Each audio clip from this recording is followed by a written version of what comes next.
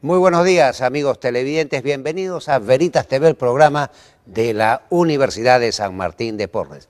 Hoy día vamos a empezar esta edición refiriéndonos a un tema que afecta a muchísimos hogares y a muchísimos niños en nuestro país: el acoso escolar. Vamos a conversar al respecto con el licenciado Luis Palomino Berríos, quien es responsable de la Oficina de Prácticas Preprofesionales de la Escuela de Psicología de nuestra Universidad de San Martín de Porres. Muy buenos días, licenciado. Buenos días, Sí. Javier. ¿En qué consiste el acoso escolar? Y luego veremos cuáles son sus causas y cómo enfrentar este problema. El acoso escolar hoy día, entendido como un término en inglés llamado bullying, viene a ser el abuso, la hostilidad, la agresión que hacen los alumnos contra otros compañeros, sean iguales, pares, mayores o menores. Este acoso es una forma sistemática de ir todos los días paulatinamente mellando la autoestima, la integridad física, moral de los compañeros, ¿no? Y que constantemente se hace en medio de una situación que es el aula de clase, en la que realmente los hilos que mueven esta relación son muy especiales, porque se hacen en momentos en que inclusive los adultos, los profesores o los compañeros no se dan cuenta de lo que sucede, o caso contrario se hacen cuando en presencia, en los patios, en los baños, Claro. Alrededor de el grupo donde hay una persona que es el principal, el matón, ¿sí? El acosador, ¿correcto? Y que comienza sistemáticamente a buscar las víctimas y comienza a hacer un trabajo de agresión permanente hacia Y tiene esta sus persona. secuaces, porque también Tiene un involucra a grupo otros. que pero mayormente ese grupo de otros alumnos que en silencio o con una actitud, simplemente una sonrisa o simplemente con mirar, son los testigos fieles de todo lo que ocurre en esta situación. Y no hacen nada por No evitarlo. hacen nada, evidentemente. Ahora, este acoso escolar tiene muchos aspectos, ¿no? Desde la agresión verbal hasta lo que es la agresión física, las amenazas, los hurtos, los robos, el romperle las cosas, Los insultos permanentes. los apodos, por ejemplo, que son una situación que es sistemáticamente planteada durante toda la secuencia de clases, ¿no? Y también tengo entendido que otra forma de, que no sé si llamarla acoso, también es ignorarlos, no dejarlos participar en los juegos, ¿no? Sacarlos del grupo, exactamente, ¿no? Marginarlos, ¿no? Esa es una de otras formas que significa el acoso escolar, ¿no? Es decir, hacerle, entre comillas, lo que nosotros llamamos antes hielo, ¿cierto? Separarlos, no hacerle caso, excluirlos, marginarlos especialmente. El caso de este tipo es mucho más evidente en las mujeres que en los hombres. Mayor. Sí, y la sutileza del acoso escolar se da mucho más en las mujeres que en los hombres.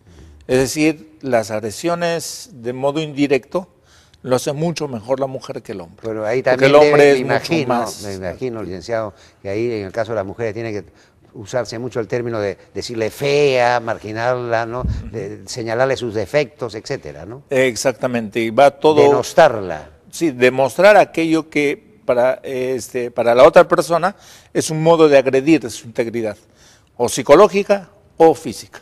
Muy bien, entonces esta es una realidad y que ocurre en casi todos los colegios, por no decir en todo del país, casi en todos, ¿no? Del todo el país. El asunto es qué hacer, cómo enfrentarlo, cómo Le actuar. comento una cosa más, ¿no? No Sí. solamente esta es una situación de ahora, es una situación que viene desde muchos años atrás y que se ha ido agravando la situación por efectos del modo como se establece la convivencia en los colegios. Tenemos casos graves. Ahora el año pasado, 3 compañeros, por celebrar el 15 años de su amigo, ¿sí?, le rocian gasolina y lo prenden, lo queman. El caso último en Huánuco, que 2 niños, 9 y 8 años, asesinan a su compañero, al mejor alumno de la clase, al más callado. Por envidia. Por envidia. Sistemáticamente sus compañeros señalan que han ido agrediendo todas las veces y a la salida le pegan y hasta llegan hasta la muerte. del muchacho. En Huancayo, el año pasado, en el mes de noviembre, un adolescente de 15 años, hijo único de padres separados, se ahorca en su casa, muere ahorcado. Y en una carta señala que ya no soportaba la situación específica de la vivencia en su colegio por el abuso de sus compañeros. La pregunta era, ¿dónde está el profesor? ¿Dónde está el padre? ¿Dónde están las autoridades que no se dan cuenta de este proceso sistemático y que va mellando la integridad de la persona? ¿Cuáles son los síntomas que hay que darse cuenta de que un muchacho está recibiendo ese maltrato en su colegio? ¿Qué síntomas? Depresión, no sé, es importante saberlo para que ellos puedan actuar.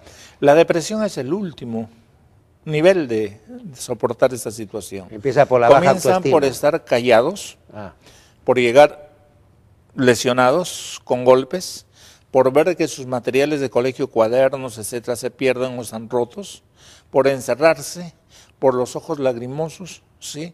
Por su cambio en su forma de actuar, de lo que era permanentemente hacer más que ellos tímidos, ¿sí? La resistencia a ir al colegio, por ejemplo, claro. ¿Sí? Entonces todos estos elementos hacen que uno tenga la capacidad de observar cómo se están cambiando la conducta diaria del hijo en casa. ¿En qué forma hay que actuar? El asunto es de que aquí los padres tienen que asumir una observación siempre permanente y una comunicación con sus hijos.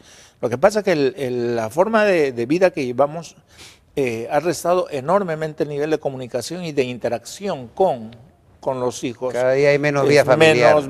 Hay menos contacto, sí. Y menos, caramba, preguntarle cómo te va. Y a veces ellos callan por temor. Las actitudes físicas, la forma de presencia física es lo que da mucho más el hecho de la observación de esto.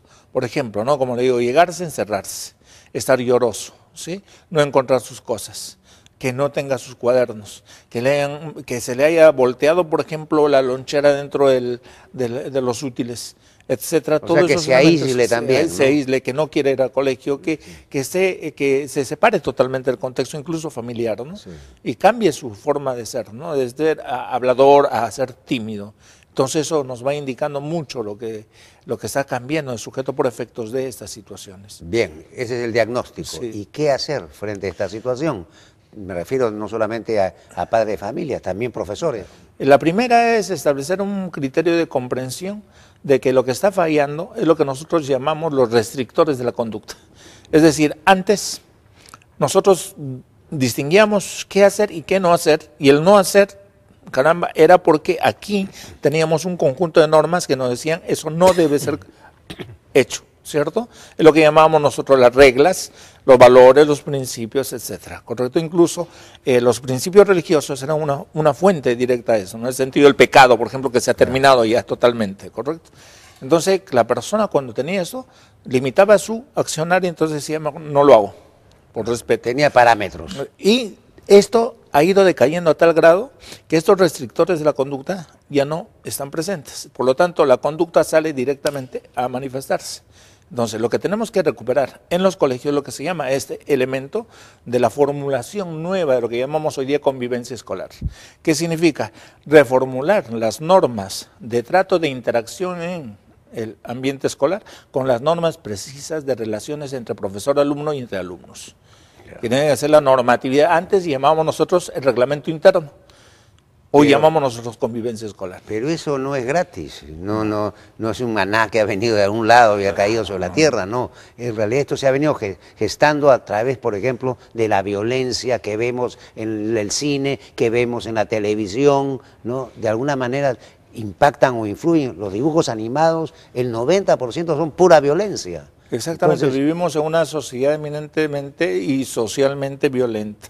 Porque como conversamos... esa es la raíz del problema, pienso. Y esa es otra la raíz del problema, otra. ¿Correcto? El hecho de que tenemos modelos y los alumnos tienen modelos, obviamente, de copiar la conducta agresiva.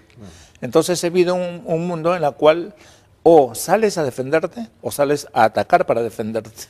O buscas un modo peculiar de trato, de interacción con los demás, tratando de sobresalir sobre los demás con el abuso. Es que el héroe es el violento, el héroe es el que usa la violencia. Una de las características propias del agresor, ¿sí? Del matón, es su baja autoestima y que trata de compensarlo con actitudes de dureza, con actitudes de matonería sobre los demás. Ahora, ¿qué cambiar? Cambiar no solamente las normas, capacitar a los docentes en el hecho de saber observar y saber trabajar el hecho de la solución de conflictos. Enseñar a los alumnos cómo manejar la situación de solución de conflictos. Es lo que nosotros llamamos... Y cómo defenderse también. Y cómo defenderse. Crear un estado de defensa personal. Claro. Pero este estado de defensa personal tiene que ver con el mecanismo de desarrollo de habilidades sociales. Y estas habilidades sociales deben ser generadas en el desempeño total de los ambientes de clase, ¿no? Donde el profesor tiene que propugnar ese elemento. ¿Y no le parece también, licenciado, que hay que tratar de que los docentes de alguna manera se reúnan periódicamente con los padres de familia y cuando se detectan estas situaciones de violencia o de acoso, poder trabajar en equipo, conjuntamente para enfrentar esta situación? Y al mismo tiempo hablar con los padres de familia, ¿no?, de los matones, de los acosadores, ¿no?, porque hay que ver integralmente el problema. Cierto, incluso a veces hay padres que no saben que el hijo es el matón, claro, ¿sí? Y no saben con quién están sentados. El trabajo es conjunto, el trabajo es bastante complejo. Y propiciar mucho el diálogo, ¿no? Evidentemente. Y el trabajo es, le decía, complejo porque tiene que ver con varios aspectos específicos de la vida escolar y de la vida familiar, ¿no? Y de la vida social.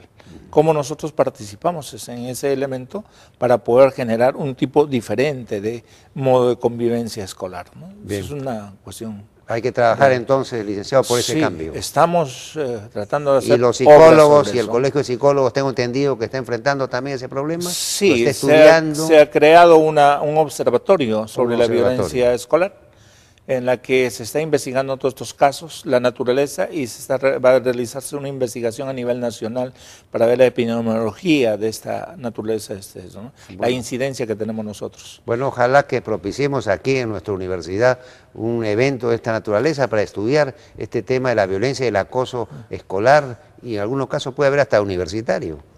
Hay universitario, hay laboral. Hay laboral. También, que tienen otros nombres específicos. Y ya hablaremos en otra oportunidad, licenciado, sobre esos tipos de acoso. Perfecto. Para enfrentarlos en beneficio de la comunidad. Así es. Bien, muchas gracias. Nosotros, por nuestra parte, continuamos con nuestro programa. En el Perú.